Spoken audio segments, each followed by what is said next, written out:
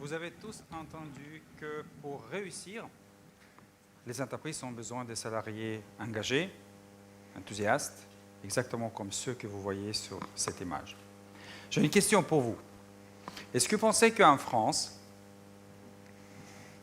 la majorité des salariés sont comme ça? Ils se lèvent le matin avec un grand sourire et ils vont passer leur journée à mettre en place leurs idées, leurs initiatives, et puis c'est de ça qu'ils vont parler le soir. Et ils vont hâter de se lever le matin au lendemain pour refaire cette expérience magnifique. Quel est le pourcentage des salariés comme ça en France? 5, 15. Alors, vous n'êtes pas loin. Les salariés engagés en France, 11%. Alors, je le compare à ces poules qui, bien qu'ils sont payés pour prendre des œufs blancs, de leur propre initiative, chaque jour, ils vont prendre des œufs d'or. Maintenant, il y a une autre catégorie qui sont des salariés désengagés. Un patron de PME, il me l'a décrit de la manière suivante, il vient pour partir. Quel est le pourcentage de ces salariés en France? 89, non, il y a encore une troisième catégorie. La deuxième catégorie, c'est 61%. Je vous donne des chiffres des sondages Gallup, études Gallup, donc de 2011. Je compare à des chevaux fatigués. Vous pouvez demander à ce cheval de se lever, faire un petit travail, mais il ne faut pas pousser trop. Et maintenant, nous avons une troisième catégorie mystérieuse. Vous avez bien calculé tout à l'heure, 28%. C'est quoi cette catégorie mystérieuse? Qui sont ces gens-là? Ils ne travaillent pas. Alors, la définition de Gallup de cette catégorie, ils sont activement désengagés. Ce sont des salariés tellement malheureux que chaque jour, ils viennent au travail pour démontrer leur malheur et leur façon préférée, c'est de se prendre aux salariés engagés. Donc, je le compare à ces renards qui va venir chaque jour et puis il va manger une poule. Alors, on a bien ri. Vous comprenez que cette situation, elle n'est pas formidable. Vous avez un salarié seulement sur 9 en moyenne dans nos entreprises et nos organisations qui contribuent à les faire avancer. Maintenant, je vais poser deux questions, si vous partagez la gravité. Première question, c'est 89% de salariés. Est-ce qu'ils étaient comme ça le premier jour? Vous étiez recrutés. C'est des gens qui hésitent, j'aimerais bien les coordonnées de votre DRH pour demander comment ils les recrutent. Normalement, on recrute des gens qui sont enthousiastes, qui veulent faire un très bon travail. Deuxième question. Qu'est-ce qui arrive à ces salariés, à ces poules qui sont prêtes à prendre des œufs d'or, que quelques semaines, quelques mois après, commencent à grossir, devient comme de chevaux, voire devient de renards. Alors voilà, cette situation-là, comme vous comprenez, elle inquiète beaucoup parce que beaucoup de nos patrons d'entreprise connaissent ces situations-là. Il y en a certains qui disent que c'est une fatalité. Il y a toujours une minorité seulement qui est engagée et la grande majorité des gens, ils sont comme ça, ils sont derrière, ils viennent chercher leur chèque. Mais j'ai rencontré ceux qui ont décidé de changer cette situation-là et avoir la grande majorité de salariés dans leurs entreprises engagés. Alors, ils ont parcouru un chemin, qui est un chemin, c'est pour ça que je fais cette image de cette montagne-là, qui est difficile et qui est long, qui peut prendre de 3 ans pour une petite entreprise jusqu'à 10 ans pour des grandes entreprises. Et je vais un petit peu raconter un certain nombre de principes qui sont derrière et montrer quelques exemples. Alors, premier principe, c'est que quand vous avez des salariés qui sont démotivés, qui sont désengagés dans la plupart des entreprises, on essaie de les motiver, classique. Je suis professeur dans une école de management, c'est ce qu'on enseigne même aux élèves. Alors, eux, ils ont décidé de ne pas le faire, ils ont décidé de devenir ce que moi j'appelle des leaders jardiniers. Alors, qu'est-ce que fait un jardinier qui a dans son jardin ces fleurs qui sont démotivées? Est-ce qu'il va proposer à ces fleurs-là un nouveau modèle de BlackBerry ou, aujourd'hui, iPhone? Est-ce qu'il va proposer une voiture de fonction plus grande? Un bureau plus grand? Non. Un bon jardinier, comme vous le savez, bien sûr, agit jamais sur des fleurs. Et il se pose une question, qu'est-ce que moi je n'ai pas fourni? pour satisfaire des besoins biologiques, effectivement, de ces fleurs-là, pour qu'ils puissent être au sommet de leur potentiel. Alors, pour les fleurs, on le sait, c'est 3 besoins. C'est de l'eau, de la lumière et des minéraux. Alors, en l'occurrence, pour ces tulipes-là, juste une bonne quantité d'eau, et puis le reste, ils sont au sommet de leur potentiel. Alors, l'analogie, effectivement, de ces patrons, c'est on va appliquer ça pour le monde de l'entreprise et on va s'intéresser aux besoins de nos salariés pour qu'ils soient effectivement au sommet de leur potentiel. Et quand on parle des besoins humains, effectivement, on parle des besoins psychologiques et beaucoup parmi vous, vous pensez immédiatement à la fameuse pyramide de Maslow. Alors, Maslow, j'ai des bonnes nouvelles et des mauvaises nouvelles par rapport à Maslow. Des bonnes nouvelles, c'est qu'il a eu des très très bonnes intuitions, et notamment par rapport à des besoins élevés. La mauvaise nouvelle, que cette recherche-là, qui date de 1943 et qui n'était jamais d'ailleurs empiriquement prouvée, utilisée par la plupart des entreprises pour s'occuper de 2 premiers besoins, physiologiques et de sécurité, qui ne distinguent pas d'ailleurs des bourricots, que quand il n'a pas mangé et il pleut, il n'est pas content, hein, bourricot non plus. Quand on s'occupe de ça dans les entreprises, on appelle ça comment quand c'est réglé? Ça s'appelle une convention collective. Quand vous avez un salarié qui veut prendre un rendez-vous avec son DRH, il dit « Monsieur, j'ai envie de parler de vous, de mon besoin d'amour », il regarde le code de travail, il n'y a pas un endroit comme ça. Alors, vous allez voir comment j'ai utilisé un petit peu ce concept-là pour faire comprendre ce parcours qu'ont fait ces patrons-là, et je m'appuyais sur les travaux beaucoup plus récents d'un centre de recherche aux États-Unis, à Rochester, sur les 3 besoins universels, que cette fois-ci est une recherche très solide empiriquement, prouvée dans une trentaine de pays. En réalité, nous tous, on partage les 3 besoins fondamentaux universels. Et je vais vous tout de suite montrer, ça c'est notre pauvre salarié qui essaie effectivement de dépasser et aller vers les besoins élevés. On va tout de suite parler du premier besoin, qui est celui d'égalité entre sexes, un terme un peu complexe, mais donc le salarié, tout être humain, a besoin d'être traité avec la considération, avec le respect, avec la bienveillance, avec la confiance. Est-ce que, justement, dans les entreprises, ça se passe comme ça?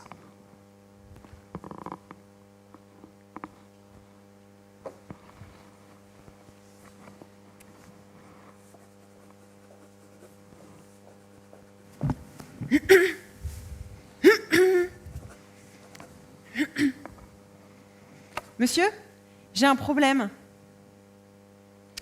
Louise, j'ai lu votre mail. Voilà ce que vous allez faire. Et puis je passe le soir pour voir comment ça marche.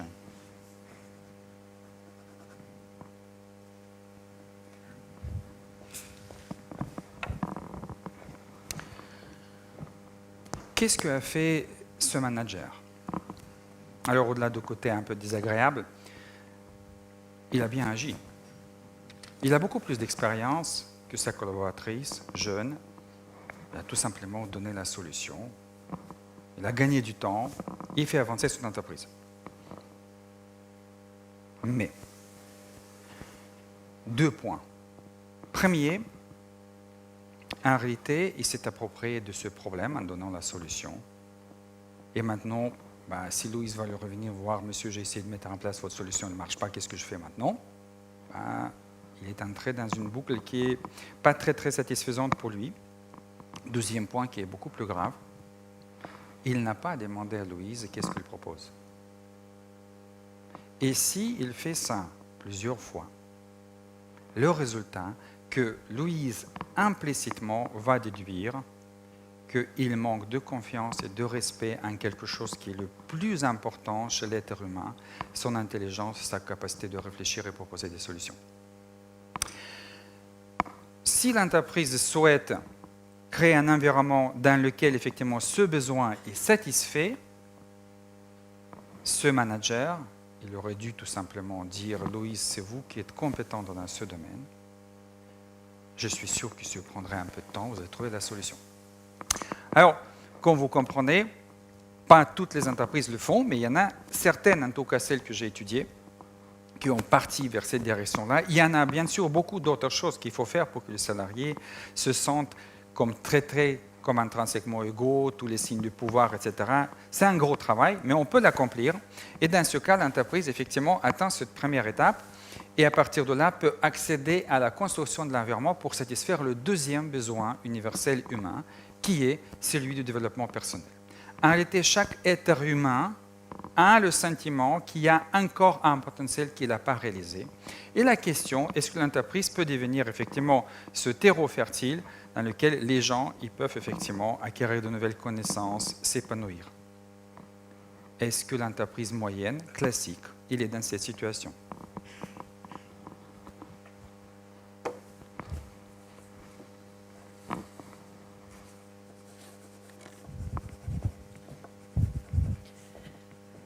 Monsieur, j'ai une idée. Je vous écoute, Louise. Je pense qu'il serait intéressant qu'on implémente un service de CRM dans notre entreprise. CRM, Louise, Customer Relationship Management, pour améliorer les relations clients. Tout à fait.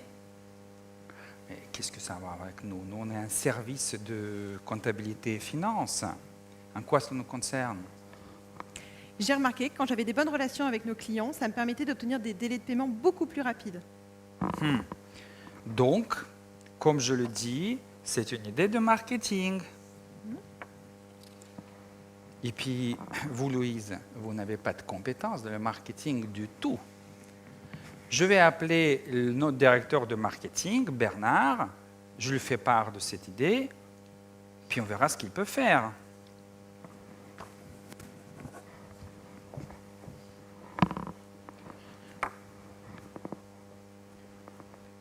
J'ai une question à vous poser. Combien de fois il faut dire à votre collaborateur qu'il a une initiative intéressante, mais que ce n'est pas pour lui acquérir des compétences pour faire part de la mise en place de cette solution, pour qu'il ne vienne plus vous voir? Combien de fois? Il y en a des gens qui hésitent et pensent 2 fois, c'est la définition clinique d'un masochiste.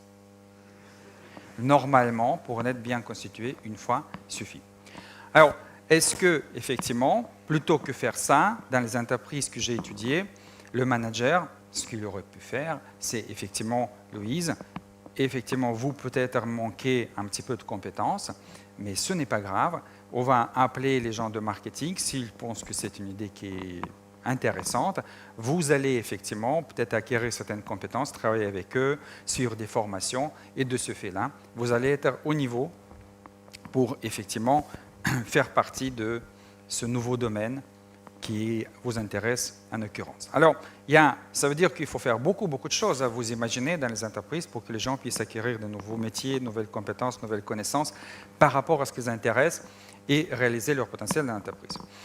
Mais si l'entreprise le fait, dans ce cas, ils peuvent accéder à la 3e étape, satisfaction donc de ce 3e besoin, qui est celui de l'autodirection. L'autodirection, c'est un besoin des êtres humains de ne pas être contrôlés, parce que les gens détestent d'être contrôlés, ils détestent qu'on leur dise quoi faire. Et ça commence à l'âge d'adolescence. Est-ce que ce besoin, il est satisfait dans les entreprises?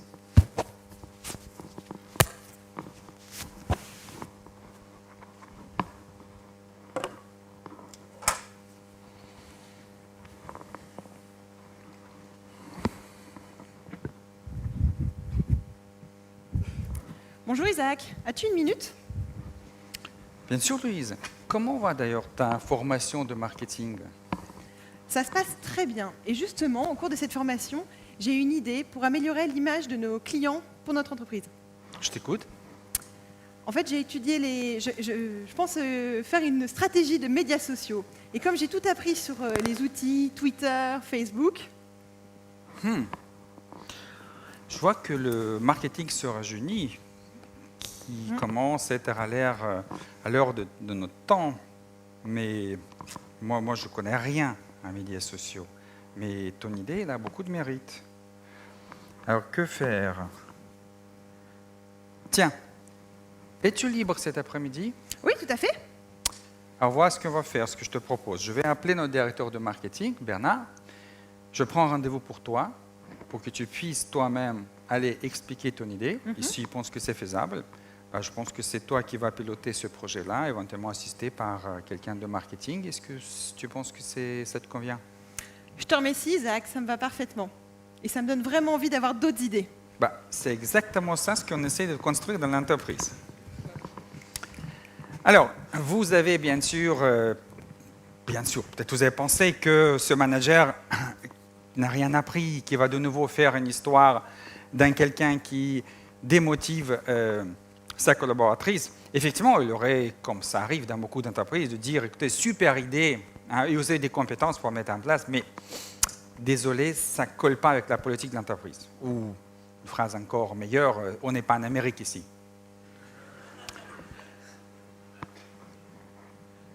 Il a appris, il est devenu un leader, il a effectivement créé l'environnement dans lequel Loïse, il a pu s'autodiriger et effectivement mettre en place une initiative qui, a priori, est bonne pour l'entreprise. Alors, quand vous faites créer cet environnement-là, je répète, ça prend beaucoup de temps, hein, ça peut prendre de 3 à 10 ans, vous pouvez attendre le sommet, c'est-à-dire avoir l'entreprise dans laquelle la majorité des salariés, effectivement, sont libérés de cette façon-là et chaque jour, ils prennent des initiatives qui sont bonnes pour l'entreprise. Alors, il y a des exemples. J'ai étudié à peu près une quarantaine d'entreprises dans 4 pays. Je vous citerai quelques-uns. Gore, qui fabrique Gore-Tex, qui est organisé de cette façon-là depuis à peu près 50 ans, hein, qui est une entreprise qui a commencé par 3 personnes. C'est une entreprise aujourd'hui de 3 milliards de chiffre d'affaires. Vous avez Harley-Davidson, qui a eu en 1983, était à 3 mois de faillite et qui est devenue une entreprise dont la fin des années 90, capitalisation a dépassé General Motors. Vous avez l'entreprise qui s'appelle Sol, qui est numéro 2 en Finlande de nettoyage industriel. Vous avez l'entreprise en Picardie, Favi, qui fabrique, entre autres choses, des parts pour les voitures. Il équipe 7 voitures sur 10 en Europe, fabriquées en Picardie. Pas loin d'ici, où on parle un dialecte qui est un petit peu proche du ch'ti, hein, Bawea, on dit comme ça, hein, voilà, et qui innove énormément, d'ailleurs, et qui ne croit pas à l'avenir de la voiture absolument, mais qui innove dans d'autres secteurs. Mais j'ai choisi, pour donner un exemple, ne pas parler de l'entreprise, j'ai choisi de parler d'un ministère. Alors je vois des gars inquiets, ce n'est pas en France. C'est en Belgique. En réalité, c'est une histoire belge. Alors, quand vous visitez cette entreprise, la DRH vous montre les principes qui guident cette entreprise-là. Alors, ils parlent anglais là-bas entre les Wallons et les Flamands, vous avez compris. Alors, ils ne motivent pas des gens, ils font confiance. C'est de la présentation de la DRH, hein, du ministère. Ils ne managent pas les gens, ils les aiment. Ils ne travaillent pas au ministère, ils prennent plaisir pour travailler. Et puis, ils ne se plaignent pas, il apporte des solutions et les met en place. Alors, cette DRH-là, d'ailleurs, elle n'a pas de titre de DRH. Voilà sa carte de visite. Elle et son équipe, effectivement, elle est Chief Happiness Officer. Ça, c'est un titre officiel fédéral de gouvernement belge, hein, c'est le ministère de la Sécurité sociale. Et elle croit tellement au bonheur parce que les salariés dont 3 besoins sont satisfaits, non seulement sont enthousiastes et énergiques, mais sont heureux aussi, qu'elle cite ces chiffres-là. La différence entre un salarié heureux et un salarié qui est malheureux. Il est 2 fois moins malade, il est 6 fois moins absent, il est 55% plus créatif, il est 9 fois plus loyal. Donc, c'est possible dans un ministère belge, c'est possible donc partout. Et si vous le faites, voilà vos salariés. Ma dernière phrase, c'est que si vous ne le faites pas, et vous aimez de l'escalade, peut-être au sommet de cette montagne-là, vous allez rencontrer vos salariés dans cet état. Ça veut dire qu'ils ont satisfait leurs besoins humains. Mais où? Pas dans votre entreprise. En dehors. Donc vous avez choix. Votre choix, c'est soit vous faites créer cet environnement où les gens peuvent satisfaire leurs besoins au sein de l'entreprise, et dans ce cas, ils seront enthousiastes, ils vont déployer leurs initiatives pour l'entreprise, ou ils vont venir au travail pour regarder l'heure, parce que leur vie commence quand le travail s'arrête. Je vous remercie.